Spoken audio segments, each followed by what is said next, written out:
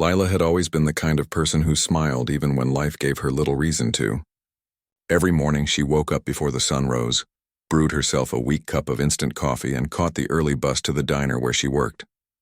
Her hands smelled like coffee and dish soap most days, and her feet always ached by the time she got home.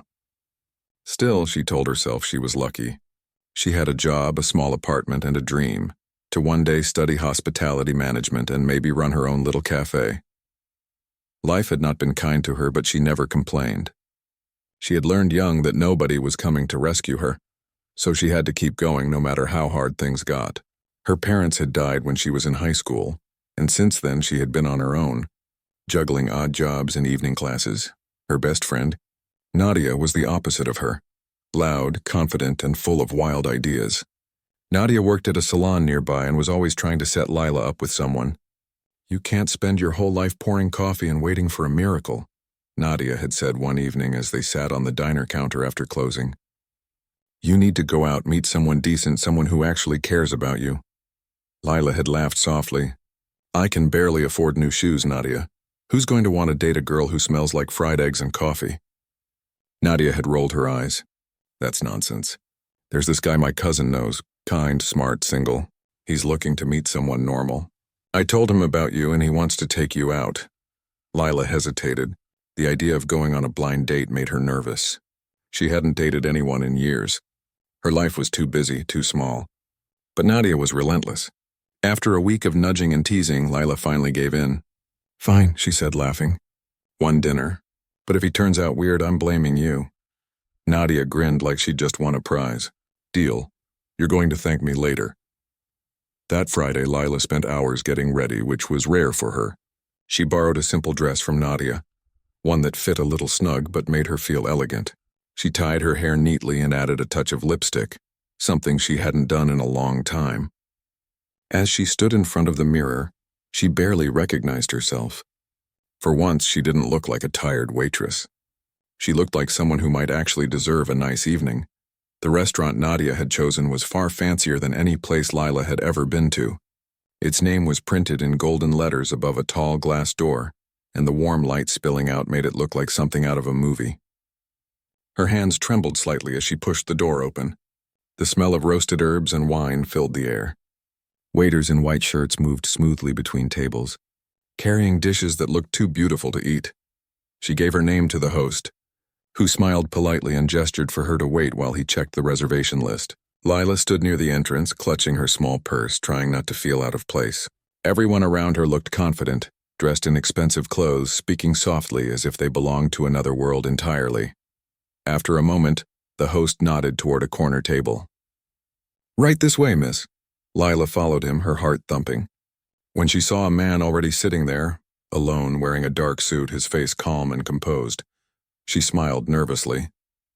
That had to be him, the man Nadia's cousin had set her up with. She quickly sat down across from him, hoping she didn't look too awkward. "Hi," she said softly, trying to hide her nerves. "I'm Lila. I hope I'm not too late." The man looked at her, slightly surprised, then smiled faintly. "No, not at all. You're right on time." His voice was calm, warm even. Lila exhaled quietly, relieved. "I was afraid I'd messed up the place. This restaurant is way fancier than anything I'm used to." He chuckled. "It's nice here. I come sometimes for the peace, not the food." She laughed, unsure what to say. He seemed so composed, almost too perfect. There was something about his eyes, kind but observant, as if he was studying her every move. Lila didn't notice that he hadn't introduced himself, nor that the host had looked confused when she sat down. As they started talking, Lila's nerves slowly melted away. She found herself rambling about her job, her customers, and the funny things that happened at the diner. She told him how she once accidentally gave a businessman an omelet without eggs because she'd been so tired that morning. The man laughed, a genuine laugh that made her feel comfortable. He didn't seem judgmental or bored. He listened, really listened. When she spoke about her struggles, about how hard it was to pay rent and still save for school, he didn't interrupt. Instead, he nodded with quiet understanding. "So," he asked gently, "you work full-time and study part-time?" "That's impressive," Lila smiled shyly. "I'm trying. I want to open a cafe one day, something small and warm, where people feel welcome, not rushed. That sounds beautiful, he said softly. And you'll get there. You have that kind of determination, I can tell. His words made her heart skip a beat. Most people brushed off her dreams, calling them unrealistic. But this stranger looked at her like he actually believed in her. The waiter came over and the man gestured for Lila to order first. She glanced at the menu and her stomach tightened. The prices were higher than her weekly grocery bill. She said awkwardly. I'll just have the soup, please. The man raised an eyebrow but didn't comment. He ordered something simple too, and when the waiter left, he leaned forward. You know, he said with a small smile, you don't have to hold back. Order whatever you like, Lila shook her head. No, it's fine. I'm not really hungry. Besides, I don't want to seem greedy. He smiled in amusement. Greedy? You ordered soup. That's the most humble order I've ever heard. They both laughed. The awkwardness faded, replaced by something light and easy. They talked about random things in music, travel, favorite foods. Lila found herself forgetting her worries for once. The man was surprisingly down to earth, even though he clearly belonged to a different world. Halfway through dinner, Lila noticed something strange. The waiter had been glancing at their table a few times as if unsure of something. Then, just as she was about to ask if everything was all right, another man walked into the restaurant. He looked around, scanning the room with a puzzled expression. Lila froze. The new arrival was holding a small bouquet of flowers, and he was walking straight toward their table. Excuse me, he said politely, looking confused. Are you, Lila? Lila blinked. Yes? He frowned slightly, then turned to the man sitting across from her. I'm sorry, sir, but I think there's been a mix-up. I had a reservation with Lila, blind date set up by Nadia's cousin. Lila's eyes widened. Her heart dropped to her stomach as realization hit her. She had sat at the wrong table. The man she had been talking to, laughing with for the past hour, wasn't her date at all. Oh my God, she gasped, her cheeks burning. I'm so sorry. I thought you were, I didn't know. The man in the suit chuckled softly, clearly amused rather than annoyed. It's all right, he said kindly. Easy mistake to make. Lila wanted to sink through the floor. She turned to the real blind date awkwardly. I'm so sorry, I must have gotten the tables mixed up. I didn't mean to. It's fine, the other man said, though his tone was less forgiving. Maybe we can still sit down? Lila looked back at the first man, the one she had shared such a wonderful conversation with. His smile was calm, but his eyes had a hint of warmth she couldn't quite describe. Go ahead, he said softly. I think your table's waiting. Lila stood, fumbling with her purse. She mumbled another apology and followed her actual date to another table, but as she sat across from him, she couldn't focus. The conversation felt forced, dull, and nothing like the ease she had shared with the stranger at the wrong table. Her real date was polite but distracted, constantly checking his phone and talking about his car and job. Halfway through the meal, she realized she was bored and a little disappointed. She kept glancing toward the corner where the other man still sat, quietly finishing his drink. Once their eyes met and he gave her a small smile that made her chest tighten. When her real date excused himself to take a call outside, Lila sighed, feeling foolish. She reached for her wallet, determined to pay her share and leave. But before she could, the waiter approached her table. Miss, he said softly, the gentleman who was sitting earlier asked me to give you this. He placed a folded note beside her plate. Lila blinked, surprised. She opened it carefully. Inside, in neat handwriting, were just a few words. You made my evening brighter. Don't be embarrassed. Some mistakes are blessings in disguise. There was no name, no phone number, just that line. Lila looked toward the corner, but the man was gone. Only the faint trace of his cologne lingered in the air. That night, as she lay in bed staring at the ceiling, she couldn't stop thinking about him. The stranger with the calm eyes and quiet smile. She didn't even know his name, but something about him felt different. Genuine. Real. Her phone buzzed with a message from Nadia. How did it go? Was he nice? Lila hesitated before replying. It was interesting. That was all she could say. How could she explain that the wrong table, the wrong man, had somehow made her heart feel right for the first time in years? The next few days at work, she tried to forget about it. But her mind kept wandering. Every time the diner door opened, she half expected to see him walk in. Each time her heart would race for a second and then settle again when it was just another customer. She felt silly. He was probably just being polite. Maybe he was married or just amused by her mistake. Still, she couldn't shake the feeling that their paths hadn't crossed by accident. On Sunday morning, when she walked into the diner to start her shift, Nadia was waiting for her with a grin. "Guess what? The guy you were supposed to meet told my cousin you left early. He said you were nice but distracted." "What happened?" Lila blushed. "I sat at the wrong table." Nadia laughed so hard she nearly spilled her coffee. "You what?" Lila told her everything, and by the time she finished, Nadia was wiping tears of laughter from her eyes. "Only you, Lila. Only you could go on a blind date and fall for the wrong guy." "I didn't fall for anyone," Lila said quickly, though her voice lacked conviction. "Sure," Nadia teased. "So what was he like?" Lila hesitated. "Different, kind.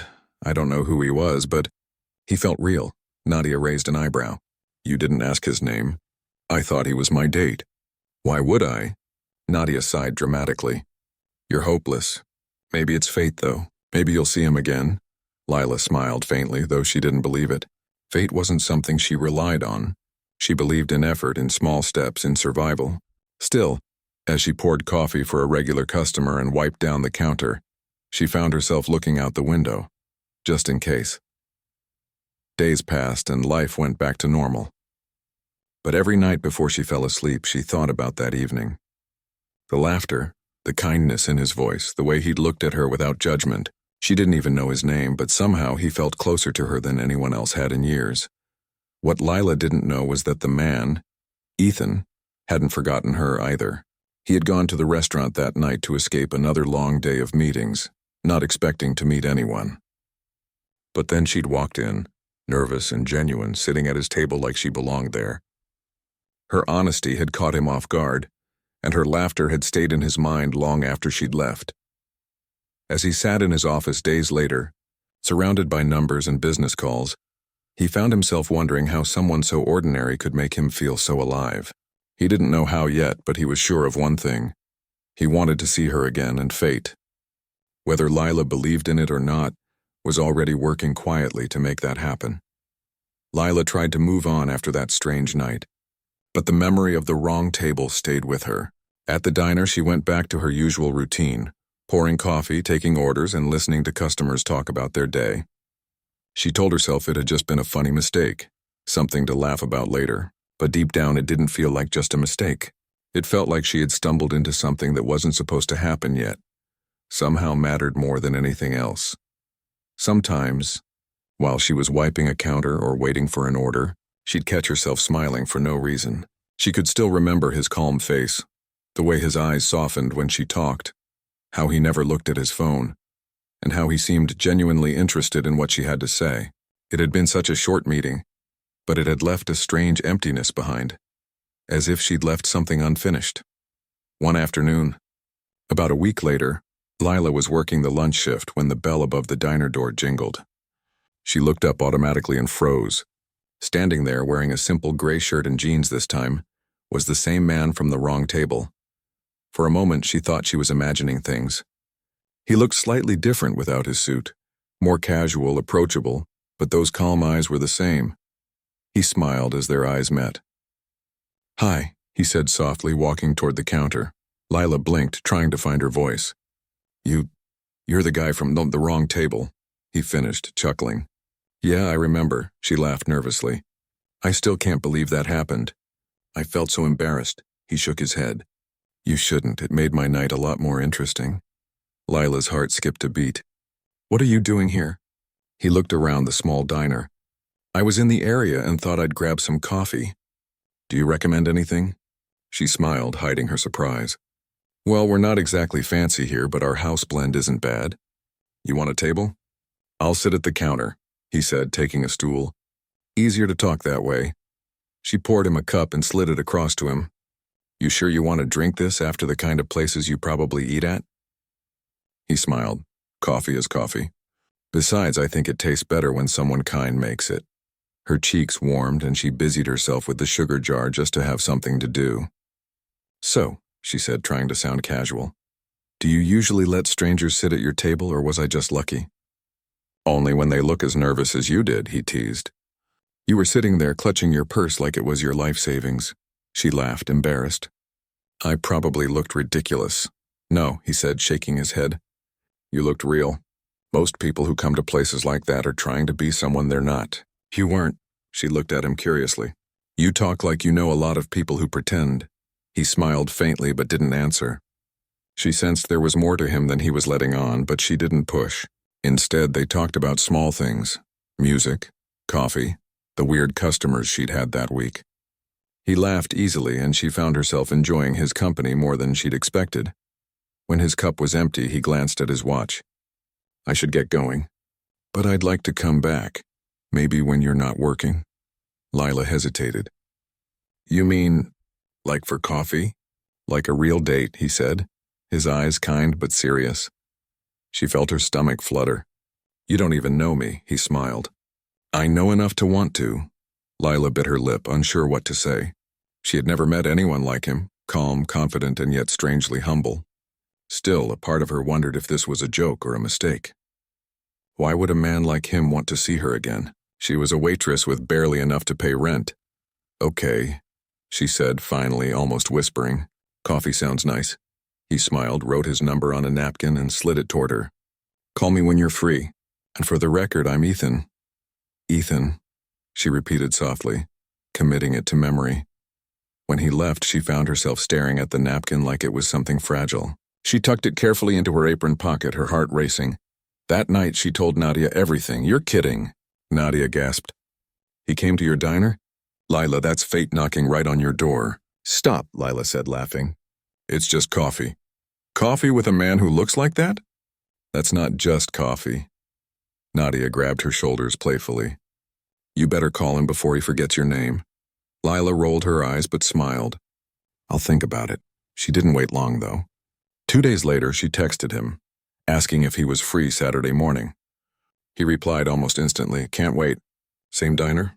When Saturday came, she woke up early, more nervous than she wanted to admit.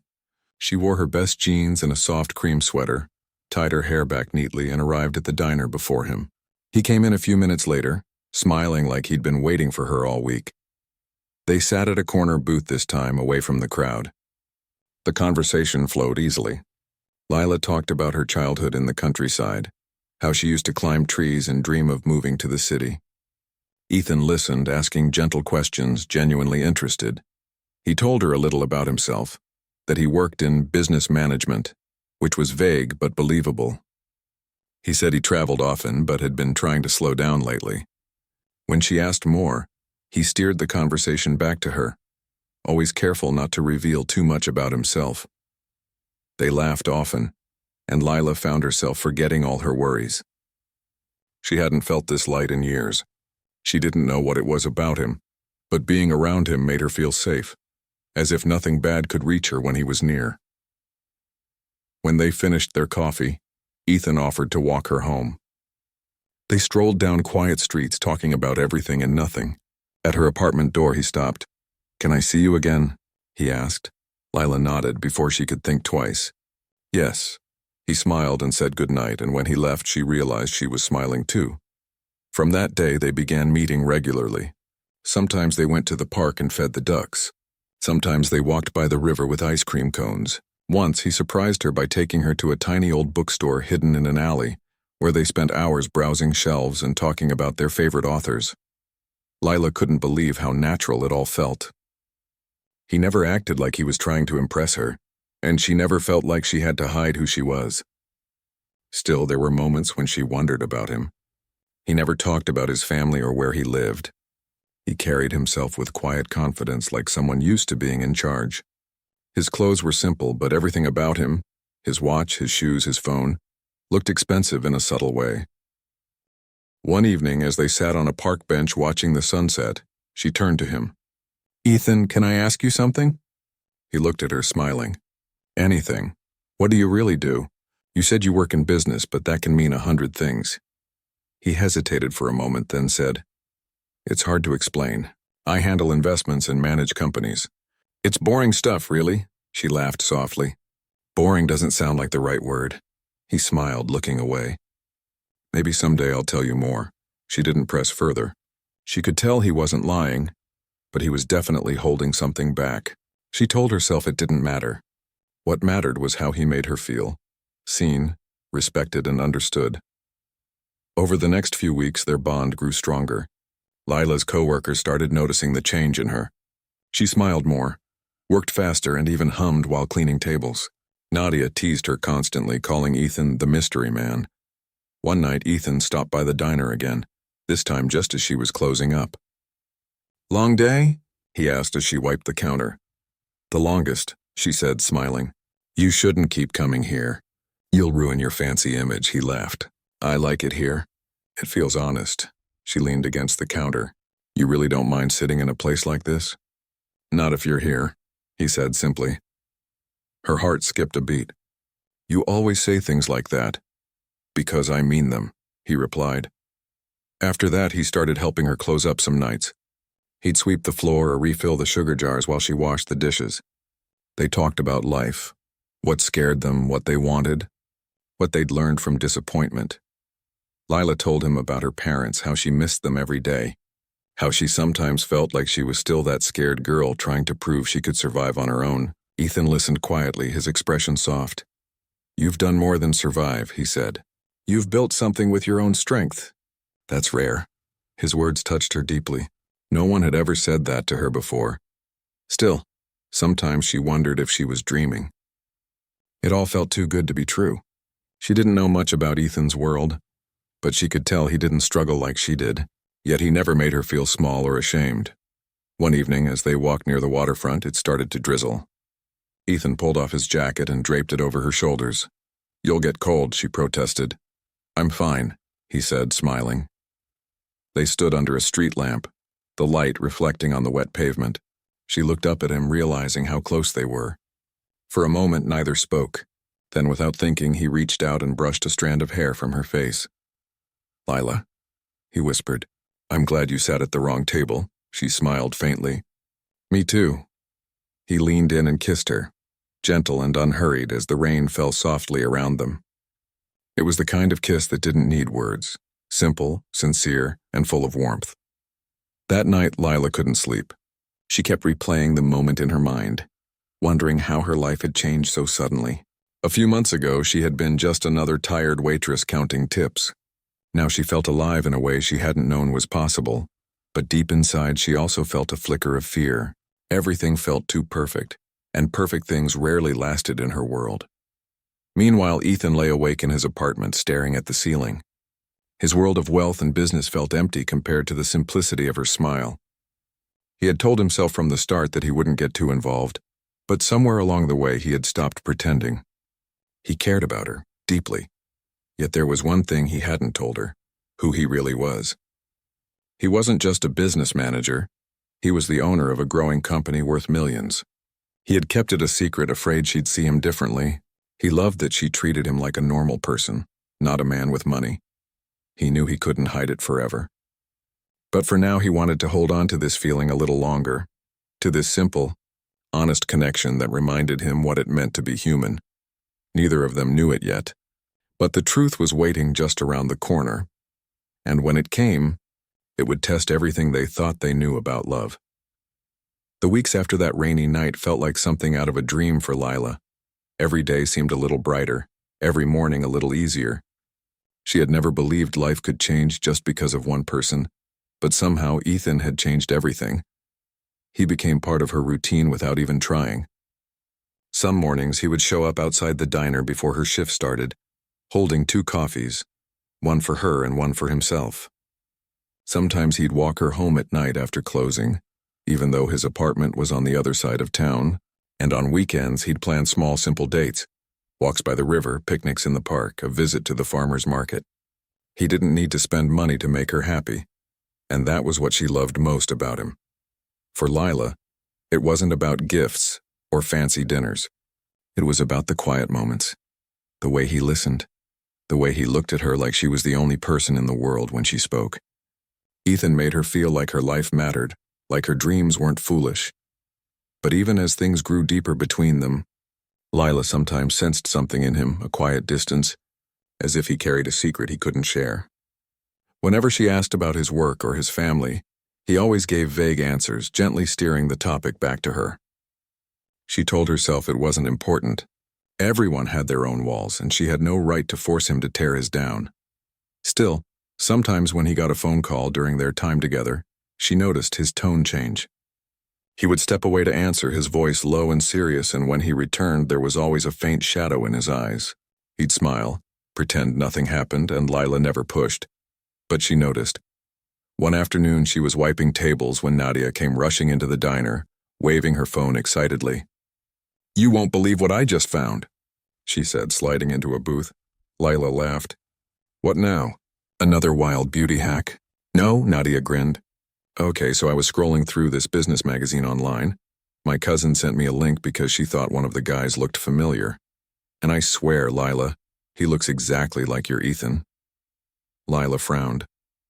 "What do you mean, business magazine?" Nadia turned the phone around. On the screen was a glossy photo of a man in a sharp suit, standing beside a luxury car shaking hands with another executive. The headline read, "Young CEO expands investment firm into global markets." Lila leaned closer, her breath catching. The man in the photo, the confident smile, the calm eyes, looked just like Ethan. "No," she said quickly, shaking her head. "That can't be him. Ethan doesn't even like suits." "Look at the name," Nadia urged. Scrolling down, Lila's eyes landed on the caption under the photo, "Ethan Hale, founder and CEO of Hale Capital Group." Her stomach tightened. Hale. She had never asked his last name. He had simply been Ethan, the quiet man who drank coffee at her diner and walked her home. She stared at the photo for a long time, unable to breathe. The suit, the car, the confidence, it was him. There was no mistaking those eyes. "Lila," Nadia whispered, "he's a millionaire. Like actually famous in the business world. You had no idea?" Lila shook her head slowly, her mind spinning. "He told me he worked in business management. That's all. He never mentioned this. Girl, this isn't just business management. This is big money, real big. Why didn't he tell you?" Lila didn't answer. She didn't know what to say. The realization hit her like a wave. Every vague answer, every avoided question, every quiet pause. It all made sense now. He hadn't just been private. He had been hiding who he was. For the rest of her shift, she could barely focus. She dropped plates, forgot orders, and smiled through her confusion. Her heart felt heavy, torn between disbelief and hurt. Why hadn't he trusted her enough to tell her the truth? When she got home that night, she sat on her bed staring at the wall. She wanted to call him, to demand an explanation, but part of her was scared of what he might say.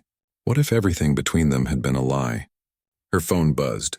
It was a message from Ethan. "Hey, are you free tomorrow evening? I have something I'd like to show you." Lila stared at the screen, her heart pounding. Maybe this was it. Maybe he was finally going to tell her. She typed a quick reply. "Sure." The next evening, he picked her up in a black car she'd never seen before. He looked different. Not in a bad way, just more polished than usual. He wore a dark blazer, and his usual relaxed smile seemed replaced by something nervous. "You look beautiful," he said softly as she got in. "Thanks," she murmured, forcing a smile. Her mind was racing with questions she didn't know how to ask. They drove in silence for a while, until the city lights gave way to wide streets and gated houses. When the car stopped, Lila's eyes widened. They were in front of a massive modern house with glass walls and a perfectly kept garden. "Where are we?" she asked quietly. Ethan hesitated before replying. "This is my home." Lila felt her chest tighten. Everything inside her went still. "Your home?" He nodded, watching her reaction carefully. "I wanted to tell you sooner, but I didn't know how." They got out of the car and she followed him up the stone path, feeling as though she were walking through someone else's dream. Inside, the house was breathtaking. Tall ceilings, soft lights, art on the walls, the faint smell of expensive wood polish. Everything about it screamed wealth, power, success. Lila turned to him, her voice shaking slightly. "So it's true, you're that Ethan Hale." He sighed and nodded. "Yes, I should have told you, Lila. I just didn't want us to be about money." She took a step back, her mind reeling. "You let me think you were just a normal guy. You came to my diner like you were one of us. Why?" Because I wanted to be, he said quietly.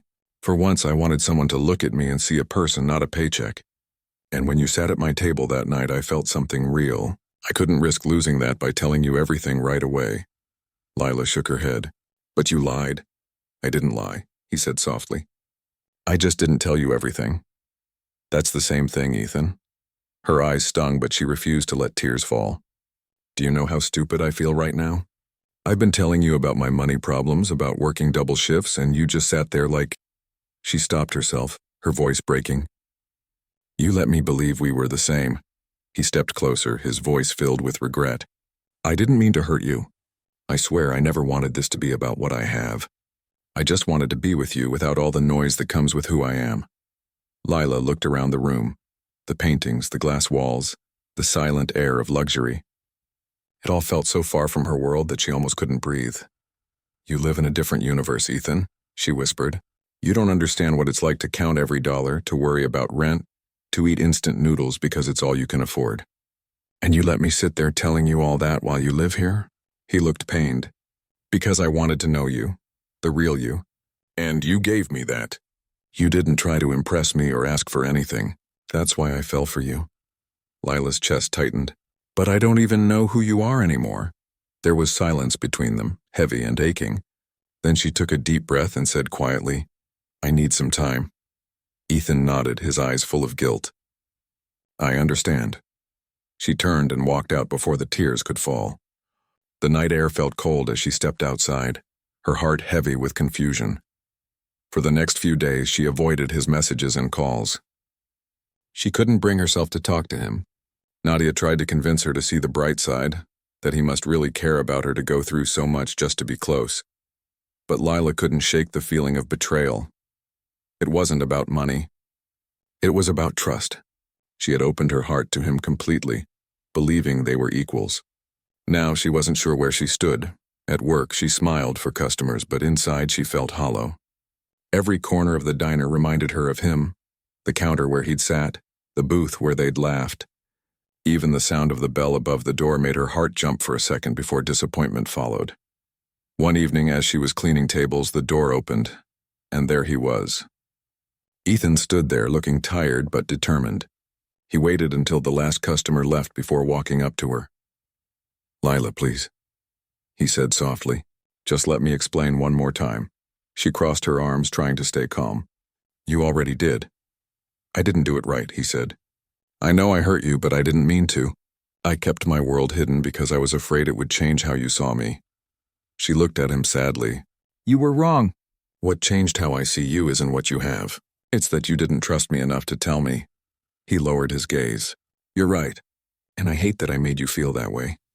Lila sighed. Ethan, I grew up believing honesty was all poor people had. We don't have money or power, but we have truth. That's what keeps us human. Her words hit him deeply. He took a step closer. I don't want to lose you, Lila. I'll do anything to make this right. She looked up at him, tears filling her eyes. Then prove it. Not with gifts, not with promises, but with honesty. If you want me in your life, I need to know the real you, not just the part that fits into my world. He nodded slowly, his voice barely a whisper. Then I'll show you everything. That night, as he left the diner, Lila felt torn. A part of her still loved him deeply, but another part was scared. Scared of what being with someone like him meant. Scared of not belonging in his world. As she walked home, she thought about how strange life could be. A simple mistake, sitting at the wrong table, had led her here to this crossroads between two worlds. She didn't know what would happen next. But she knew one thing for sure. Whatever choice she made, it had to be hers. Not guided by fear or by the weight of someone else's life. And somewhere deep down, she hoped that maybe, just maybe, love could survive the truth. The next few days were heavy for both of them. Lila tried to keep her mind busy, throwing herself into work, cleaning, cooking, anything to stop the constant replay of that night in her head. But no matter how hard she tried, Ethan's face kept slipping into her thoughts. The way he looked when she walked away, the regret in his eyes, the softness in his voice when he said her name. She told herself it was better this way, that she needed space to think.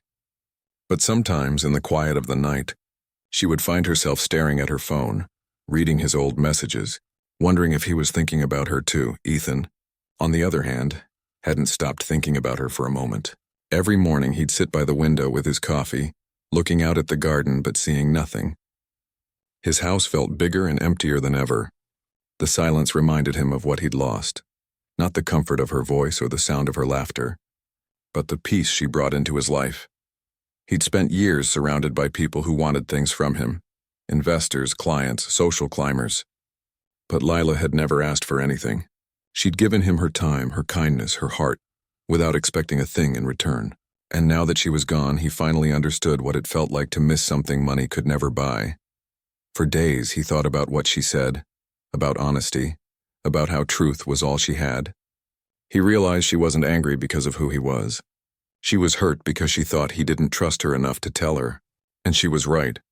One evening, after pacing around his house for hours, Ethan made a decision. He didn't want to wait anymore. If she wanted the truth, he was going to give it to her, all of it. Not the polished version, not the half story he told people at business dinners, but the real story. The next morning, he walked into the diner. Lila froze when she saw him. She had just finished serving a couple their breakfast when she noticed him standing near the door. He looked different, not in the way he dressed, but in his expression. There was a calmness in his eyes that hadn't been there before. He waited until she was done before stepping closer. "Can we talk?" he asked softly. She hesitated. "Ethan, I don't think, please. Just give me a few minutes. After that, if you still want me to leave, I will." There was something in his voice that made her pause. Maybe it was the quiet sincerity, or maybe she was just tired of running from how she felt. Either way, she nodded. "Okay, my break's in 10 minutes. They sat in the corner booth, the same one where they'd met months ago. The irony wasn't lost on either of them. Ethan took a deep breath. "I want to tell you everything," he began. "The truth about who I am and why I didn't tell you sooner." Lila nodded but stayed silent, her hands clasped around her coffee cup. He looked down for a moment, then met her eyes. "I grew up poor too, Lila. My mom worked 3 jobs. My dad left when I was a kid. We didn't have much, but she taught me how to survive, how to dream big even when the world told us we couldn't. I started working when I was 16, saving every penny I could. College wasn't easy. I slept in my car some nights, but I kept going." He paused, taking another breath. "When I finally made it, when the company took off, I thought I'd feel proud. But success came with walls. Everyone around me started treating me differently. Friends disappeared. New people showed up pretending to care, but it was always about what I could give them. I stopped trusting people. I stopped opening up."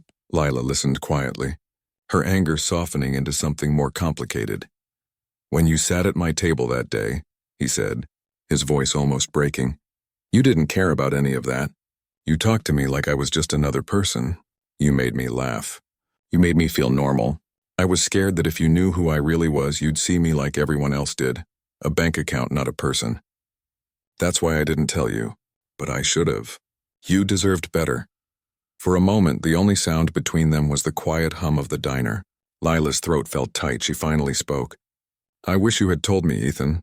Not because of the money, I don't care about that, but because I trusted you. I told you things I've never told anyone.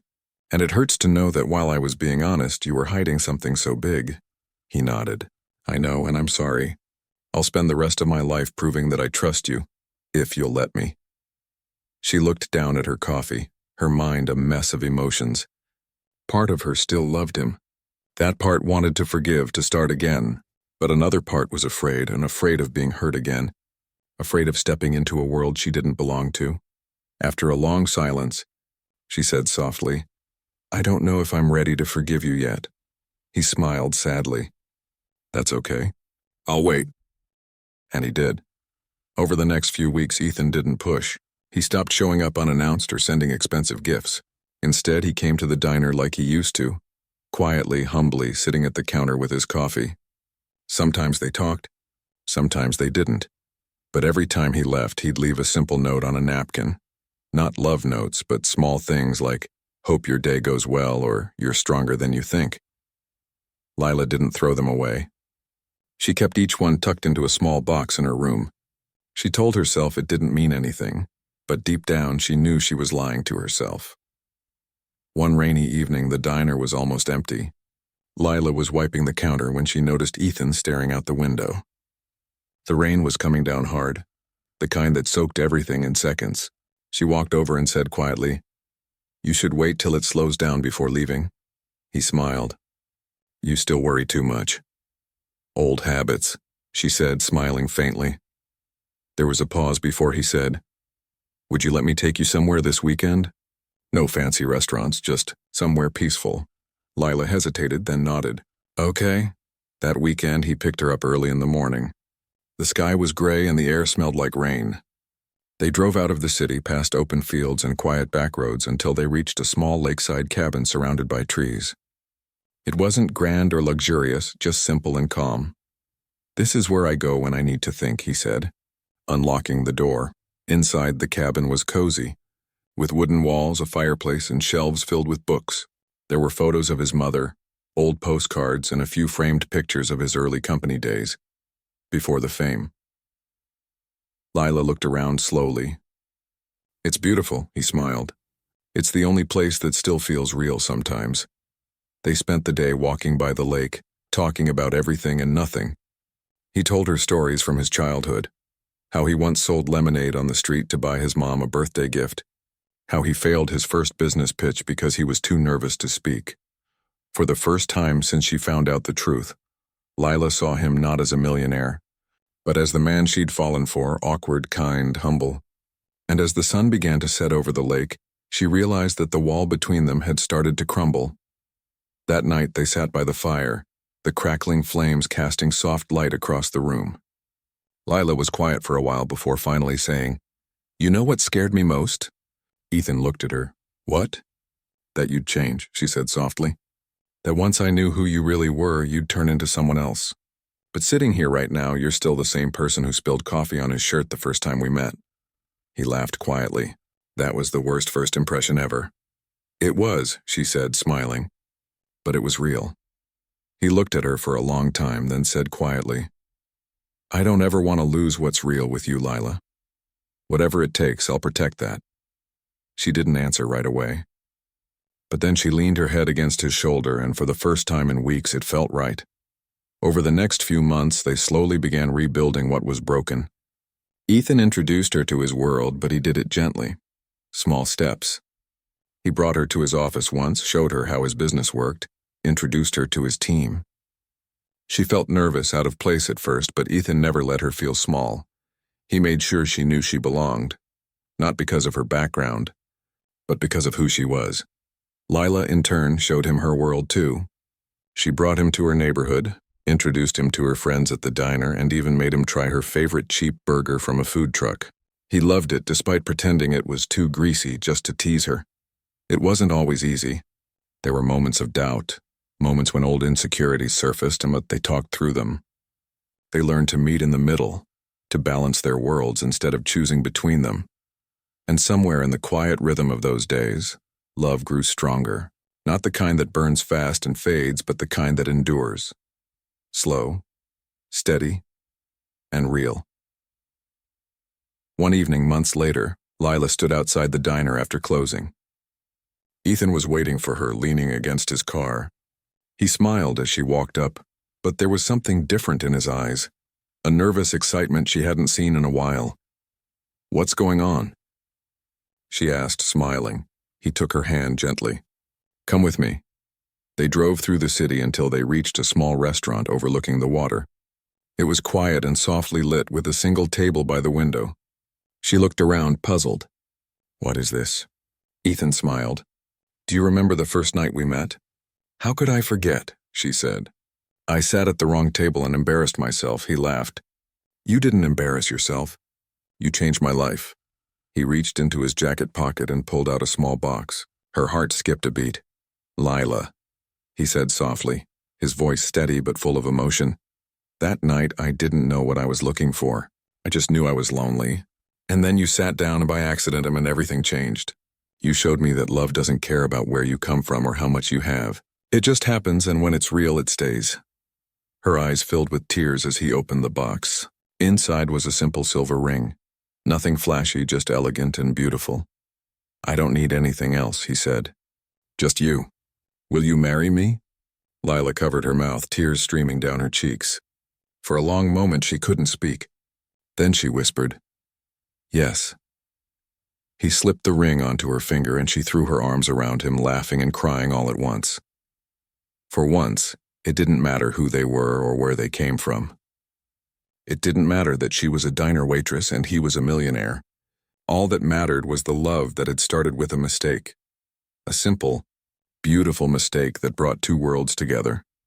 The weeks after the proposal felt like something out of a dream for Lila.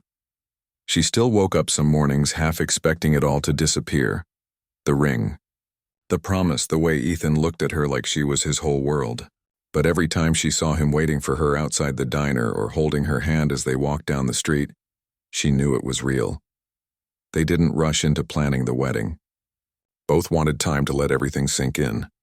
Their relationship had been built slowly, piece by piece, and they wanted to do the same with this next step. Ethan said he wanted to give her the kind of wedding she deserved, but Lila insisted it didn't need to be grand. She wanted it to be about love, not money. Still, the news of their engagement spread faster than either expected. It started when one of Ethan's business associates spotted them together at a charity dinner. The next day, photos appeared online. Headlines calling her the mystery woman who stole a millionaire's heart. Lila wasn't ready for the attention. Overnight, her quiet life became something people whispered about. Strangers came to the diner pretending to order food just to catch a glimpse of her. Some customers smiled kindly, telling her they were happy for her. Others weren't so kind.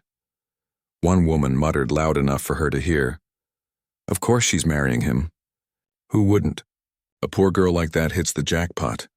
Lila tried to ignore it, but it stung. She had never cared about Ethan's money, but now it felt like everyone else did.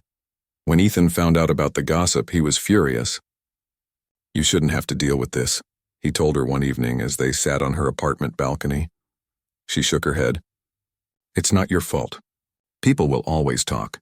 They just don't understand. I can make it stop," he said. "I can have my team handle the press." She looked at him, her expression soft but firm. "No, Ethan, let them talk. The people who matter, you, me, my friends, they know the truth. That's enough." He admired her strength, but he also saw the exhaustion in her eyes. That night he decided to protect her from as much of it as he could. A few days later, Ethan invited her to meet his mother. Lila was nervous.